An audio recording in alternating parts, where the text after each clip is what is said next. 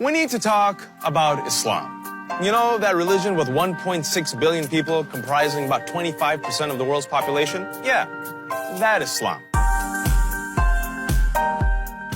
You see, Islam is currently the world's second largest religion. Christians, don't worry, you're still number one. Even though it's been around for 1,400 years, Islam is still woefully misunderstood, especially in the United States. Despite what your crazy but lovable uncle says on Facebook, Islam does not promote hate. I'm not commanded to kill the infidels. Quran. The Quran, as a whole, promotes faith, hope, and peace. So, when you see stuff like this, know that it's always taken out of context. And if you don't believe me, let's ask the experts. If I were to open up a book like Harry Potter and just chose one line where it's the excruciatus spell, where it's like, cause the most pain you possibly can, and say, this is what Harry Potter is teaching. That's sort of how people look at the Quran. Sharia. Politicians seem to be obsessed with this Arabic word. What is this thing that we call Sharia? Sharia. Sharia. And Sharia. Sharia. Sharia. 51%, highly respected number of polling groups, want to be governed according to Sharia. You know what Sharia is?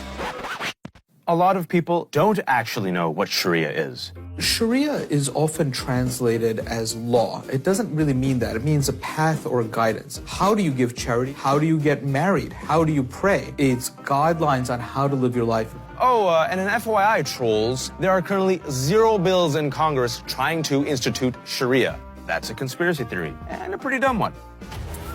Jihad. America is only familiar with jihad in its most violent form, the idea that Islam should defend itself against those who wish to tear it down. It's an Arabic word that means exerted effort or struggle to better oneself.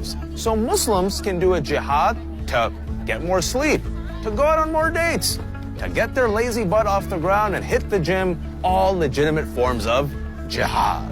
Hijab. There is a strange, sick obsession with Muslim women who cover their hair. The internet is filled with images and commentary about Muslim women fashion and appearances written by people who frankly don't understand it or are afraid of it. In the Quran, there are about two verses amongst 6,000 verses that address how we should conduct ourselves when we talk about modesty. Hijab is actually not a word that's used in the Quran. I choose to dress this way. For me, it really is an outside expression of an inward experience. People tend to think Muslim women are limited, and honestly, some are. However, reality check. There have been way more female heads of state in Muslim countries than in the United States.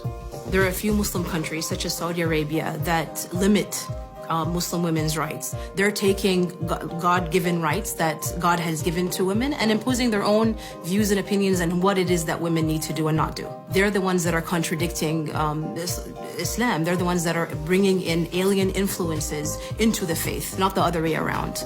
Arab. Arab. Do not assume an Arab equals a Muslim or a Muslim equals an Arab. Let me break it down. Muslim is a term that refers to a person who follows the religion of Islam. Arab is a cultural, linguistic, and ethnic term broadly referring to Arabic-speaking people in the Middle East and North Africa. There are millions of non-Muslims in Arab-majority countries who happen to be Christian, Zoroastrian, Baha'i, even atheists. Hopefully, this has cleared up some of the garbage that jams up your news feed. And remember, Islam, like any other religion, is complex and requires more than one video to understand it. So, keep reading. Talk to actual Muslims, visit a mosque, and remember, an entire religion can never be summed up in just one meme.